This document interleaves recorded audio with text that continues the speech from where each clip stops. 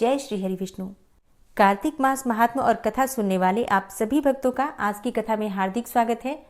भगवान श्री कृष्ण और श्रीमती राधा रानी की कृपा सदैव आप और आपके समस्त परिवार पर बनी रहे। कार्तिक मास की कथा सुनने के लिए आप सभी का बहुत बहुत आभार। इसी तरह से आने वाली वीडियो जरूर देखिए, क्योंकि अभी कार्तिक मास में दीपावली, धनतेरस, भाई दूज, ये बहुत सारे त्योहार होते हैं। सबकी जानकारी, सबकी कथाएं आपको इस चैनल पर मिलती हैं। और इसके अलावा भी जो आप लोगों के प्रश्न होते हैं या फिर जो भी आप वीडियो देखना चाहते हैं उसके बारे में कमेंट बॉक्स में आप लिख सकते हैं। और अब आप सुनेंगे कार्तिक मास की कहानी। और कार्तिक मास की कहानी में आज आप सुनने वाले हैं सीता माता की और भगवान श्री राम की नित्यनेम की कहानी, जिसे सुनने मात्र से घर में धन के भंडार भर जाते हैं।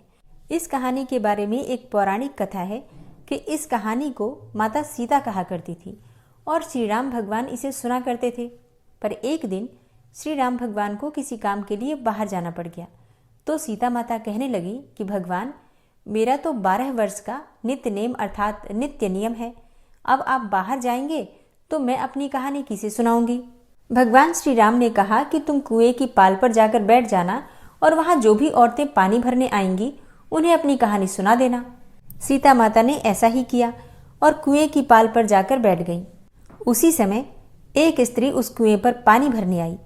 उसने रेशम की जरी की साड़ी पहन रखी थी और सोने का घड़ा ले रखा था। सीता माता ने उसे देखकर कहा कि बहन, मेरा 12 वर्ष का नित्यनेम सुन लो। पर वो स्त्री बोली कि मैं तुम्हारा नित्यनेम सुनूंगी तो मुझे घर जाने में बहुत देर हो जाएगी और मेरी सास मुझसे लड़ेगी। उसने कहानी नहीं सुनी और चली गई। उसकी रेशम की जरी की साड़ी फट गई और सोने का घड़ा मिट्टी के घड़े में बदल गया। सास ने जब देखा तो पूछा कि ये किसका दोष अपने सिर पर लेकर आ गई है। बहू ने कहा कि कुएं पर एक औरत बैठी थी, उसने अपनी कहानी सुनने के लिए कहा, लेकिन मैंने सुनी नहीं, जिसका फल ये मिला। अब बहू की बातें सुनकर अगले दिन सास वही साड़ी और घड़ा लेकर कुएं की पाल पर गई। सास को वही सीता माता बैठी मिली और सीता माता ने कहा कि बहन, मेरी कहानी सुन लीजिए। सास बोली कि एक बार छोड़, मैं तो 4 बार कहानी सुन लूंगी। तब सीता माता ने उसे अपनी कहानी सुनाई। कहानी कुछ इस प्रकार से है।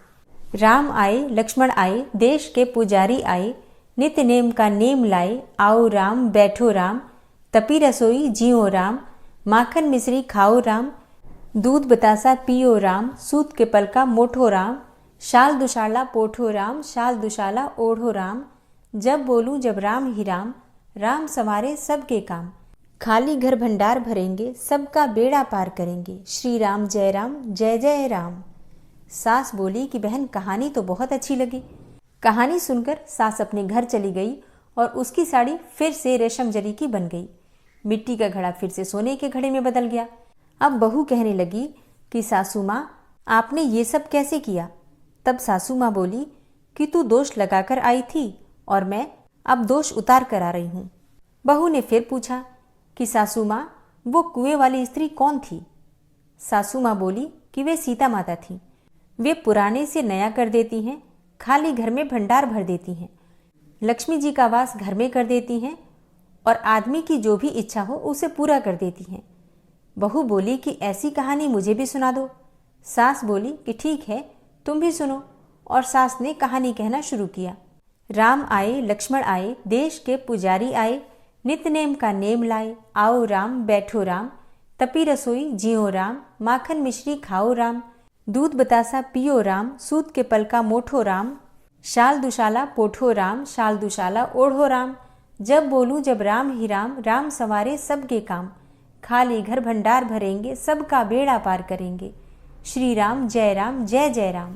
कहानी सुनकर बहू बोली, कहानी तो बहुत अच्छी है। सास ने कहा कि ठीक है, इस कहानी को रोज हम कहा करेंगे। अब सास बहू रोज सवेरे उठती, नहाती धोती और पूजा करने के बाद नित्य नेम की सीता की कहानी कहती। एक दिन उनके यहाँ एक पड़ोस की औरत आई और बोली कि बहन, जरा सी आँच देना। तब सास बहू बोली कि आँच तो हमने अभी तक जलाई ही नहीं।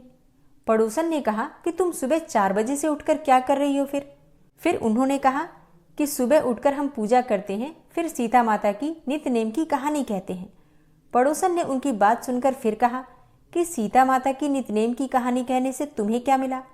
वे बोली कि इनकी कहानी से घर में भंडार भर जाते हैं, सारे काम सिद्ध हो जाते हैं, मन की इच्छा भी पूरी होती है।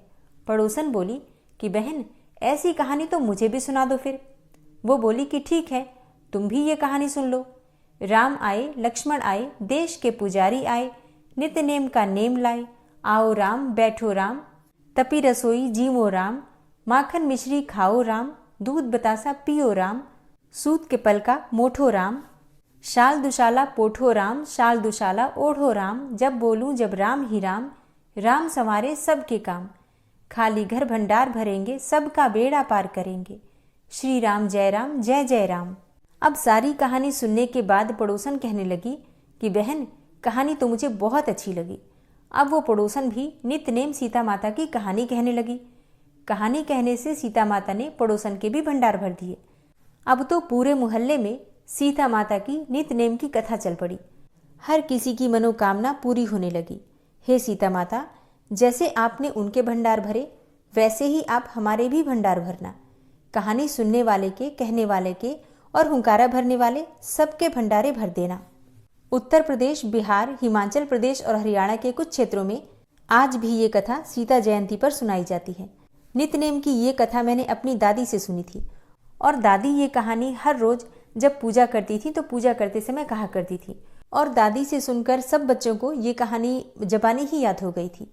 आप लोग भी कमेंट बॉक्स में ज़रूर बताइए कि क्या आपने ये कहानी कभी अपने बचपन में सुनी थी, और अगर सुनी थी तो फिर किससे सुनी थी, दादी से या नानी से? कमेंट करके ज़रूर बताइए। और कल के अध्याय में आपने आंवले के वृक्ष की उत्पत्ति और महिमा का वर्णन सुना और आज आप सुनने वाले हैं भगवान शालिग्राम शिला के पूजन की महिमा।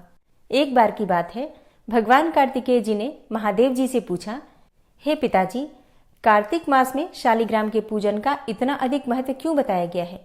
इस महीने में शालिग्राम का जो पूजन करते हैं उन्हें किस फल की प्राप्ति होती है? और पिताजी, ये भी बताइए कि क्या शालिग्राम की पूजा कोई भी कर सकता है? किस प्रकार से कार्तिक मास में शालिग्राम की पूजा करनी चाहिए और किन नियमों का पालन करना चाहिए? हे पिताजी, मैं कार्तिक मास में शालिग्राम के पूजन से संबंधित संपूर्ण महिमा और वृतांत का वर्णन सुनना चाहता हूँ, सो आप मुझसे कृपा करके कहिए। महादेव जी अपने पुत्र कार्तिकेय से कहते हैं, बेटा, शालिग्राम शिला में सदा चराचर प्राणियों सहित समस्त त्रिलोकी लीन रहती है। कार्तिक मास में जो शालिग्राम शिला के दर्शन करता, उसे मस्तक झुकाता, स्नान कराता और उसका पूजन करता है, ऐसा मनुष्य कोटि यज्ञों के समान पुण्य तथा कोटि गोदानों का फल पा लेता है। और जो पुरुष सदा भगवान श्री हरि विष्णु की शालिग्राम शिला का चरणामृत पान करता है, उसके गर्भावास के भयंकर कष्ट का नाश हो जाता है। जो मनुष्य प्रतिदिन शालिग्राम शिला का पूजन करता है, उसे न तो यमराज का भय होता है और न ही मरने और जन्म लेने का ही। भगवान स्वयं बताते हैं कि करोड़ों कमल पुष्पों से मेरी पूजा का जो फल प्राप्त होता है, वह शालिग्राम शिला के पूजन से प्राप्त हो जाता है। जिन लोगों ने मृत्यु लोक में आकर कार्तिक मास में भी शालिग्राम पूजन नहीं किया, वह मुझसे द्वेष करने वाले प्राणी हैं। उन्हें तब तक के लिए नरक में रहना पड़ता है जब तक कि 14 इंद्रों की आयु समाप्त नहीं हो जाती। अतः भक्ति भाव से शालिग्राम शिला को नमस्कार मात्र करने वाले प्राणी नरक में प्रवेश नहीं पा सकते, मतलब उन्हें स्वर्ग की ही प्राप्ति होती है। महादेव जी कहते हैं, अन्य सभी शुभ कर्मों के फल का तो माप है, परंतु कार्तिक मास में शालिग्राम के पूजन करने का जो फल मिलता है उसका कोई माप नहीं है। जो शालिग्राम के जल से अपना अभिषेक करता है, अर्थात उस जल को अपने स्नान के जल में मिलाकर स्नान करता है, उसने मानो संपूर्ण तीर्थों का स्नान कर लिया। विशेषतः कार्तिक मास में शालिग्राम शिला के सम्मुख स्वास्तिक का चिन्ह बनाकर मनुष्य अपनी 7 पीढ़ियों को पवित्र कर लेता है। और जो नारी प्रतिदिन शालिग्राम शिला रूपी भगवान श्री हरि विष्णु को नमस्कार करके गृहस्थी के कार्य आरंभ करती है, ऐसी स्त्री 7 जन्मों तक विधवा नहीं होती। अतः सदा सुहागन के रूप में प्रतिष्ठित रहने के लिए भगवान शालिग्राम की पूजा बड़े ही महत्व की है। इस प्रकार से कार्तिक मास की महिमा और पूजन का वर्णन करने के बाद नैमिषारण्य तीर्थ में सूत जी ने 88,000 सनकादि ऋषियों से कहा, अब मैं आपको कार्तिक मास की कथा विस्तार पूर्वक सुनाता हूँ, जिसका श्रवण करने से मनुष्य के सभी पाप नष्ट हो जाते हैं और अंत समय में वैकुंठ धाम की प्राप्ति होती है। तो आप सभी पूरे ध्यान पूर्वक इस कथा का श्रवण कीजिए। श्री सूत जी ने कहा, भगवान श्री कृष्ण जी से अनुमति लेकर देवर्षि नारद के चले जाने के पश्चात सत्यभामा प्रसन्न होकर भगवान श्री कृष्ण से बोली, हे प्रभु, मैं धन्य हुई, मेरा जन्म सफल हुआ। मुझ जैसी त्रैलोक्य सुंदरी के जन्मदाता भी धन्य है जो आपकी 16,000 स्त्रियों के बीच में आपकी परम प्यारी पत्नी बनी। मैंने आपके साथ नारद जी को वह कल्प वृक्ष आदि पुरुष विधि पूर्वक दान में दिया, परंतु वही कल्प वृक्ष मेरे घर में लहराया करता है। यह बात मृत्यु लोक में किसी स्त्री को ज्ञात नहीं है। हे त्रिलोकीनाथ, मैं आपसे कुछ पूछने की इच्छुक हूँ। आप मुझे कृपया कार्तिक महात्म्य की कथा विस्तार पूर्वक सुनाइए, जिसको सुनकर मेरा हित हो और जिसको करने से कल्प पर्यंत भी आप मुझसे विमुख न हो। सूत जी आगे बोले। सत्यभामा के ऐसे वचन सुनकर श्री कृष्ण जी ने हंसते हुए सत्यभामा का हाथ पकड़ा और अपने सेवकों को वहीं रुकने के लिए कहकर विलास युक्त अपनी पत्नी को कल्प वृक्ष के नीचे ले गए और फिर हंसकर बोले, हे प्रिय, 16,000 रानियों में से तुम मुझे प्राणों के समान प्यारी हो। तुम्हारे लिए मैंने इंद्र एवं देवताओं से विरोध किया था। हे कांते, जो बात तुमने मुझसे पूछी है उसे सुनो। एक दिन मैंने तुम्हारी इच्छा पूर्ति के लिए गरुड़ पर सवार होकर इंद्रलोक जाकर कल्पवृक्ष मांगा। इंद्र द्वारा मना किए जाने पर इंद्र एवं गरुड़ में घोर संग्राम हुआ और गौलोक में भी गरुड़ जी ने गौवों से युद्ध किया। गरुड़ की चोंच की चोट से उनके कान एवं पूंछ कटकर गिरने लगे, जिससे 3 वस्तुएं उत्पन्न हुई। कान से तंबाकू, पूंछ से गोभी और रक्त से मेहंदी बनी। इन तीनों का प्रयोग करने वाले को मोक्ष नहीं मिलता। तब गौओं ने भी क्रोधित होकर गरुड़ पर वार किया, जिससे उनके 3 पंख टूटकर गिर गए। इससे पहले पंख से नीलकंठ, दूसरे से मोर और तीसरे से चकवा चकवी उत्पन्न हुए। हे प्रिय, इन तीनों के दर्शन करने मात्र से ही शुभ फल प्राप्त हो जाता है।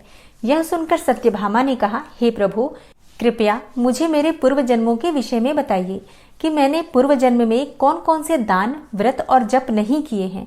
मेरा स्वभाव कैसा था, मेरे जन्मदाता कौन थे और मुझे मृत्यु लोक में जन्म क्यों लेना पड़ा। मैंने ऐसा कौन सा पुण्य कर्म किया था जिससे मैं आपकी अर्धांगिनी हुई। श्री कृष्ण ने कहा, हे प्रिय, अब मैं तुम्हारे द्वारा पूर्व जन्म में किए गए पुण्य कर्मों को विस्तार पूर्वक कहता हूँ, उसे सुनो। पूर्व समय में सतयुग के अंत में मायापुरी में अत्रि गोत्र में वेद वेदांत का ज्ञाता देव शर्मा नाम का एक ब्राह्मण निवास करता था। वह प्रतिदिन अतिथियों की सेवा, हवन और सूर्य भगवान का पूजन किया करता था। वह सूर्य के समान तेजस्वी था। वृद्धावस्था में उसे गुणवती नामक कन्या की प्राप्ति हुई। उस पुत्रहीन ब्राह्मण ने अपनी कन्या का विवाह अपने ही चंद्र नामक शिष्य के साथ कर दिया। वह चंद्र को अपने पुत्र के समान ही मानता था और चंद्र भी उसे अपने पिता की भांति सम्मान देता था। एक दिन वे दोनों कुश और समिधा लेने के लिए जंगल में गए। जब वे हिमालय की तलहटी में भ्रमण कर रहे थे, तब उन्हें एक राक्षस आता हुआ दिखाई दिया। उस राक्षस को देखकर भय के कारण उनके अंग शिथिल हो गए और वे वहां से भागने में भी असमर्थ हो गए। तब उस काल के समान राक्षस ने उन दोनों को मार डाला। चूंकि वे धर्मात्मा थे, इसलिए मेरे पार्षद उन्हें वैकुंठ धाम में मेरे पास ले आए। उन दोनों द्वारा आजीवन सूर्य भगवान की पूजा किए जाने के कारण मैं दोनों पर अति प्रसन्न हुआ। गणेश जी, शिव जी, सूर्य और देवी, इन सब की पूजा करने वाले मनुष्य को स्वर्ग की प्राप्ति होती है। मैं एक होता हुआ भी काल और कर्मों के भेद से 5 प्रकार का होता हूँ। जैसे एक देवदत्त पिता, भ्राता आदि नामों से पुकारा जाता है। जब वे दोनों विमान पर आरूढ़ होकर सूर्य के समान तेजस्वी, रूपवान, चंदन की माला धारण किए हुए मेरे भवन में आए, तो वे दिव्य भोगों को भोगने लगे। भगवान श्री कृष्ण आगे बोले, हे प्रिय, जब गुणवती को राक्षस द्वारा अपने पिता एवं पति के मारे जाने का समाचार मिला, तो वह विलाप करने लगी। हा नाथ, हा पिता, मुझको त्याग कर तुम कहाँ चले गए?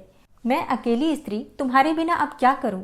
अब मेरे भोजन, वस्त्र आदि की व्यवस्था कौन करेगा और घर में प्रेम पूर्वक मेरा पालन पोषण कौन करेगा? मैं तो कुछ भी नहीं कर सकती। मुझ विधवा की अब कौन रक्षा करेगा? मैं कहाँ जाऊं? मेरे पास तो अब कोई भी ठिकाना नहीं रहा। इस प्रकार विलाप करते हुए गुणवती चक्कर खाकर धरती पर गिर पड़ी और बेहोश हो गई। बहुत देर बाद जब उसे होश आया, तो वह पहले की ही भांति करुण विलाप करते हुए शोक सागर में डूब गई। कुछ समय के पश्चात जब वह संभली, तो उसे ध्यान आया कि पिता और पति की मृत्यु के बाद मुझे उनकी क्रिया करनी चाहिए, जिससे उनकी गति हो सके। इसलिए उसने अपने घर का सारा सामान बेच दिया और उससे प्राप्त धन से उसने अपने पिता एवं पति का श्राद्ध आदि कर्म किया। तत्पश्चात वह उसी नगर में रहते हुए 8 पहर भगवान विष्णु की भक्ति करने लगी।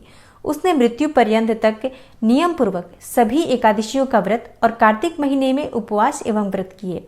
हे प्रिय, एकादशी और कार्तिक व्रत मुझे बहुत ही प्रिय है। इनसे मुक्ति, भुक्ति, पुत्र तथा संपत्ति प्राप्त होती है। कार्तिक मास में जब तुला राशि पर सूर्य आता है तब ब्रह्म मुहूर्त में उठकर स्नान करने व व्रत और उपवास करने वाले मनुष्य मुझे बहुत प्रिय हैं, क्योंकि यदि उन्होंने पाप भी किए हों तो भी स्नान व व्रत के प्रभाव से उन्हें मोक्ष प्राप्त हो जाता है।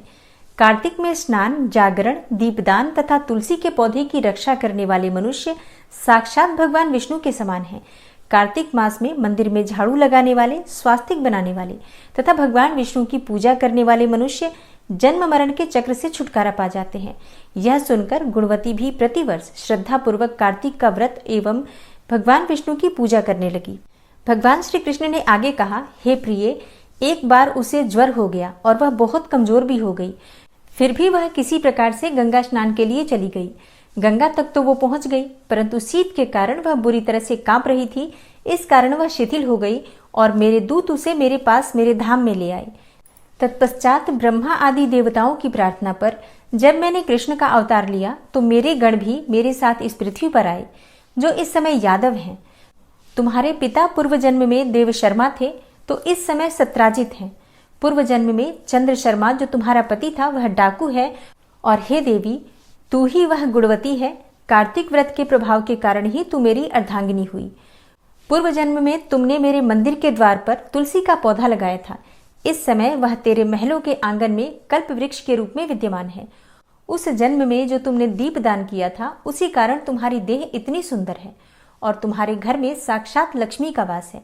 चूंकि तुमने पूर्व जन्म में अपने सभी व्रतों का फल पति स्वरूप विष्णु को अर्पित कर दिया था, उसी के प्रभाव से इस जन्म में तुम मेरी प्रिय पत्नी हुई हो। पूर्व जन्म में तुमने नियम पूर्वक जो कार्तिक मास का व्रत किया था उसी के कारण मेरा और तुम्हारा कभी वियोग नहीं होगा। इस प्रकार कार्तिक मास में व्रत आदि करने वाले मनुष्य मुझे तुम्हारे समान प्रिय हैं। दूसरे जप, तप, यज्ञ, दान आदि करने से जो फल प्राप्त होता है कार्तिक मास में किए गए व्रत के फल से बहुत थोड़ा होता है, अर्थात कार्तिक मास के व्रतों का 16वां भाग भी नहीं होता है। इस प्रकार सत्यभामा भगवान श्री कृष्ण के मुख से अपने पूर्व जन्म के पुण्य का प्रभाव सुनकर बहुत प्रसन्न हुई। ओम क्लीं कृष्णाय नमः। ओम विश्वं विष्णुर्वषट्कारो भूतभव्य भवत्प्रभु भूतकृत भूतभृद्भावो भूतात्मा भूतवाहन भूतात्मा परमात्मा च मुक्तानां परमागति अव्ययः पुरुषः साक्षी क्षेत्रज्ञो अक्षर एव च योगो योगविदां नेता प्रधान पुरुषेश्वरः नारसिंहवपुः श्रीमान् केशवः पुरुषोत्तमः सर्वः शर्वः शिवस्थाणुर्भूतादिर्निधिर्व्ययः संभवो भावनो भर्ता प्रभवः प्रभुरीश्वरः स्वयंभू शंभुरादित्यः पुष्कराक्षो महास्वनः अनादिनिधनो धाता विधाता धातुरुत्तमः अप्रमेयो ऋषिकेश पद्मनाभो अमरप्रभु विश्वकर्मा मनुस्त्वष्टा स्थविष्ठः स्थविरो ध्रुवः अग्राह्यः शाश्वतः कृष्णो लोहिताक्षः प्रतर्दनः प्रभूतस्त्रिककुब्धाम पवित्रं मङ्गलं परम् ईशानः प्राणदः प्राणो ज्येष्ठः श्रेष्ठः प्रजापति हिरण्यगर्भो भूगर्भो माधवो मधुसूदनः ईश्वरो विक्रमी धन्वी मेधावी विक्रमः क्रमः अनुत्तमो दुराधर्षः कृतज्ञः कृतिरात्मवान् सुरेशः शरणं शर्म विश्वरेताः प्रजाभवः अह संवत्सरो व्याल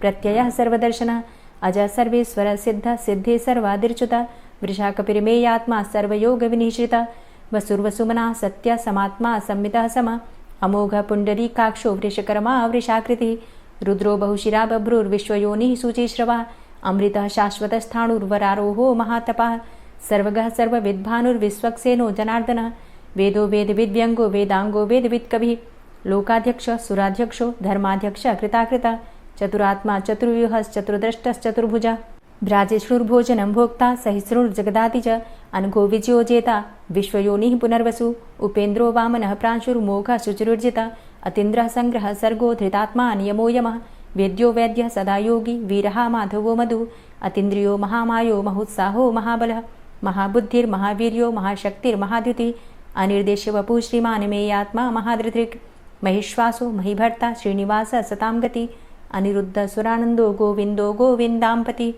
मरीचिर्दमनो हंस सुपर्णो भुजगोत्तम हिरण्यनाभ सुतपा पद्मनाभ प्रजापति अमृत्यु सर्वदिक्सिंह संधाता संधिमान स्थिर अजो दूर्मर्षण शास्ता विश्रुतात्मा सुरारिहा गुरुर्गुर्तमो धाम सत्य सत्य पराक्रम निमिषो अनिमिषो श्रग्वी वाचस्पति रुदारधि अग्रणिर्ग्रामणी श्रीमान् न्यायो नेता समीरण सहस्रमूर्धा विश्वात्मा सहस्राक्ष सहस्रपात आवर्तनो निवृत्तात्मा संवृतः संप्रमर्दन अह संवर्तको वह निर्निलो धरणीधरः सुप्रसादः प्रसन्नात्मा विश्वदृग् विशुभुग् विभु सत्कर्ता सत्कृतः साधु जहनुर्नारायणो नरः असंख्येयो अप्रमेयात्मा विशिष्टशिष्टकृच्छुवि सिद्धार्थ सिद्धसंकल्प सिद्धिदः सिद्धिसाधनः वृषाहि वृषभो विष्णुर्विष्पर्वा वृषोदरः वर्धनो वर्धमानश्च विविक्तः श्रुतिसागरः सुभुजो दूर्धरो वाग्मी महेन्द्रो वसुदो वसु नैकरूपो बृहद्रूप शिपिविष्टः प्रकाशनः ओजस्तेजो द्युतिधरः प्रकाशात्मा प्रतापनः रिद्धस्पष्टाक्षरो मन्त्रश्चन्द्रांशुर्भास्करदुतिः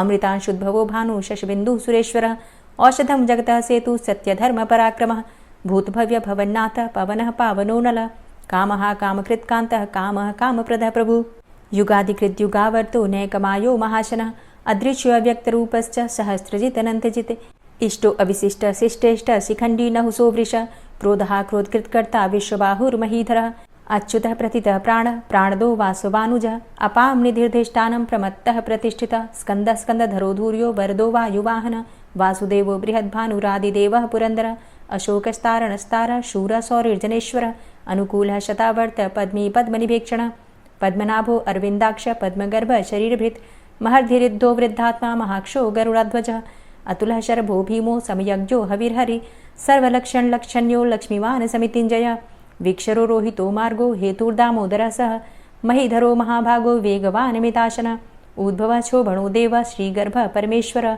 करणं कारणं कर्ता विकर्ता गहनो गुहः व्यवसायो व्यवस्थान संस्थान स्थानदो ध्रुवः परर्थी परमस्पस्तुष्ट पुष्ट सुभेक्षणः रामो विरामो विरजो मार्गो नेयो नयोनयः वीरः शक्तिमतां श्रेष्ठो धर्मो धर्मविदुत्तमः वैकुण्ठः पुरुषः प्राणः प्राणदः प्रणवः पृथु हिरण्यगर्भः शत्रुघ्नो व्याप्तो वायुरुधोक्षजः ऋतुः सुदर्शनः कालः परमेष्ठी परिग्रहः उग्रः संवत्सरो दक्षो विश्रामो विश्वदक्षिणः विस्तारः स्थावरस्थाणु प्रमाणं बीजमव्ययम् अर्थो अनर्थो महाकोशो महाभोगो महाधनः अनिर्विण्णः स्थविष्टोऽभू धर्मयुपो महामख नक्षत्रनेमिर्नक्षत्री क्षमा चामः समीहनः यज्ञ इज्यो महेज्यश्च क्रतुसत्रं सतां गतिः सर्वदर्शी विमुक्तात्मा सर्वज्ञो ज्ञानमुत्तमं सुव्रतः सुमुखः सुष्मा सुघोषः सुखदः सुहृतः मनोहरो जित्क्रोधो वीरबाहुर्विदारणः स्वापनः स्ववसो व्यापी नैकात्मा नैककर्मकृत् वत्सरो वत्सलो वत्सी रत्नगर्भो धनेश्वरः धर्मगुप्त धर्मकृद्धर्मी सदसक्षरमक्षरम् अविज्ञाता सहस्रांशुर्विधाता कृतलक्षणः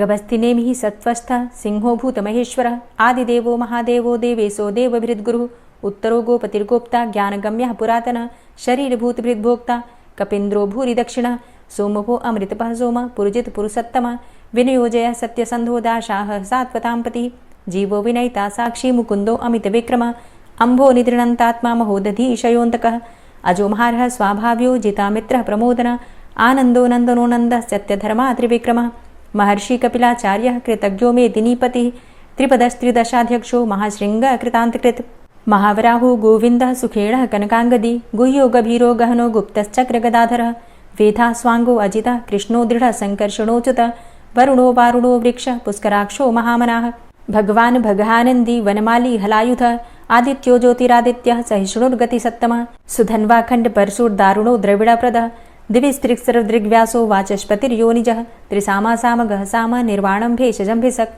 संन्यासकृच्छमः शान्तो निष्ठा शान्तिः परायणं शुभाङ्गः शान्तिदस्रष्टा कुमुदः कुवलेशयः गोहितो गोपतिर्गोप्ता वृषभाक्षो वृषप्रियः अनिवर्ति निवृतात्मा संक्षेप्ता चेमकृच्छिवः श्रीवत्सवक्षा श्रीवास श्रीपति श्रीमताम्बरः श्रीधर श्रीश श्रीनिवास श्रीनिधि श्रीविभावन श्रीधर श्रीकर श्रेय श्रीमान् लोकत्रयाश्रयः स्वक्ष स्वङ्ग शतानन्दो नन्दिर्ज्योतिर्गणेश्वरः विजितात्मा विधेयात्मा सत्कीर्तिश्छिन्न संशयः उदीर्णः सर्वतक्षशुर्निश शाश्वतः स्थिरः भूषयो भूषणो भूतिर्विशोकः शोकनाशनः अर्चिष्मानर्चितः कुम्भो विशुद्धात्मा विशोधनः अनिरुद्धो अप्रतिरथ प्रद्युम्नो अमितविक्रमः कालिनेमि निहावीर शौरी शूरजनेश्वरः त्रिलोकात्मा त्रिलोकेशः केशवः केशिहारी कामदेवः कामपालः कामीकान्तः कृतागमः अनिर्देशवपुर्विष्णोर्वीरो अनन्तो धनञ्जयः ब्रह्मण्यो ब्रह्मकृद्ब्रह्मा ब्रह्म ब्रह्म विवर्धनः ब्रह्मविद् ब्राह्मणे ब्रह्मी ब्रह्मज्ञो ब्राह्मणप्रियः महाक्रमो महाकर्मा महातेजा महोरगः महाक्रतुर्महायज्वा महायज्ञो महाहवि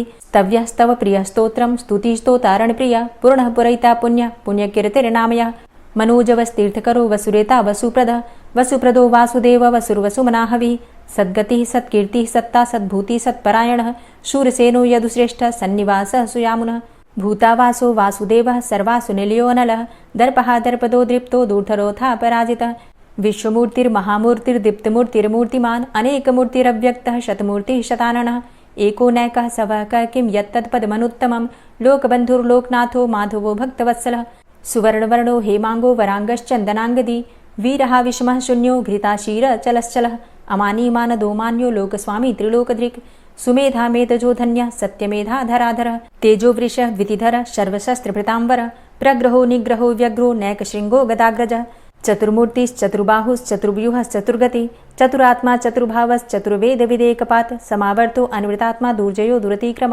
दुर्लभो दुर्गमो दुर्गो दुरावासो दुरारिहा शुभांगो लोकसारंग सुतन्तुस्तन्तुवर्धन इन्द्रकर्मा महाकर्मा कृतकर्मा कृतागमः उद्भवः सुन्दरः सुन्दो रत्ननाभः सुलोचनः अर्को वाजसनः शृङ्गी जयन्तः सर्वविजयी सुवर्णबिन्दुरक्षोभ्य सर्वभागीश्वरेश्वरः महाह्रदो महागर्तो महाभूतो महानिधि कुमुदः कुन्दरः कुन्दः पर्जन्यः पावनो नीलः अमृताशो अमृतवपुः सर्वज्ञः सर्वतोमुखः सुलभः सुव्रतः सिद्धः शत्रुजित् शत्रुतापनः न्यग्रोधो दुम्बरो अस्वस्थश्चाणुरान्ध्रनिषूदनः सहस्रार्चिः सप्तजिह्वः सप्तैधा सप्तवाहनः अमूर्तिरणघो अचिन्त्यो भयकृद्भयनाशनः अणुर्बृहत् कृशस्थूलो गुणभृन्निर्गुणो महान् अधृतः स्वधृतः स्वास्य प्राग्वंशो वंशवर्धनः भारभृतिकथितो योगी योगी स सर्वकामद आश्रमश्रमण क्षाम सुपर्णो वायुवाहन धनुर्धरो धनुर्वेदो दण्डोदमयितादम अपराजितः सर्वसहो नियन्ता नियमो यमः सत्त्ववान् सात्विकः सत्य सत्यधर्मपरायण अभिप्रायः प्रियार्होर्ह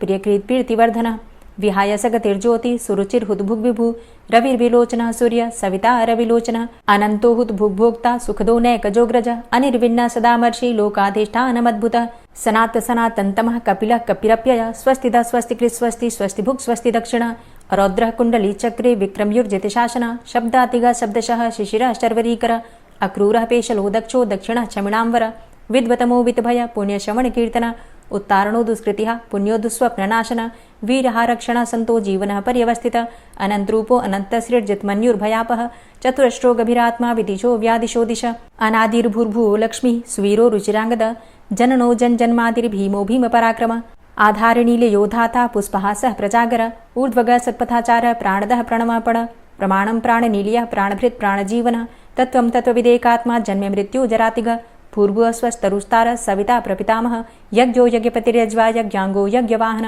यज्ञभृद्यज्ञकृद्यज्ञ यज्ञभुग्यज्ञसाधन यज्ञान्तिकृद्यज्ञ गुह्यमन्यमन्नादेव च आत्मयोनिः स्वयं जातो वैखानः सामगायन देवकी नन्दन स्रष्टा क्षितिसः पापनाशन शङ्खभृन्नन्दकी चक्री शारङ्गधन्वा गदाधरः रथाङ्गपाणिरक्षोभ्य सर्वप्रहरणायुध ओम नमः इति।